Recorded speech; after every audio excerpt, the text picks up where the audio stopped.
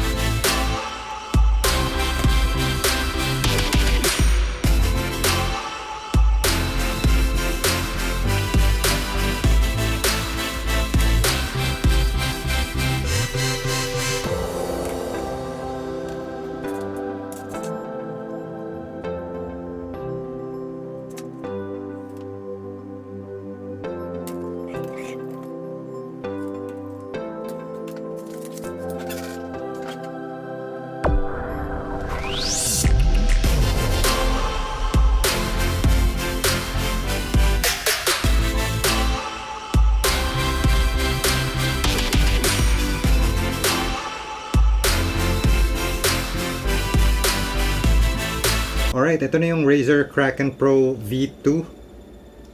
Color green ang pinili ko. And it has a 3.5mm jack. So, compatible ito sa PC, Mac, or cellphone, o kung anumang devices na merong 3.5mm audio slot.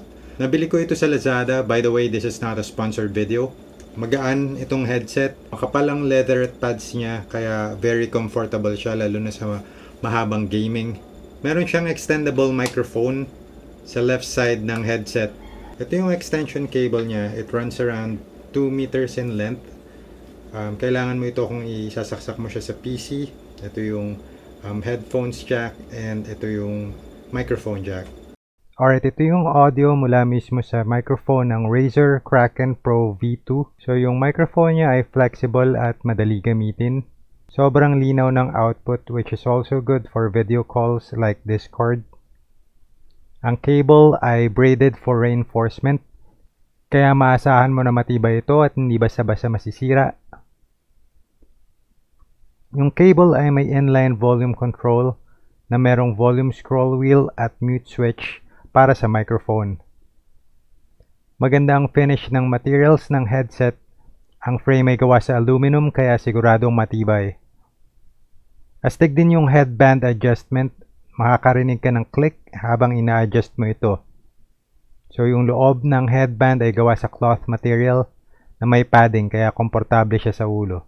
Ang ear cups ay nag-swivel pataas at pababa, which adds more comfort habang suot mo ito.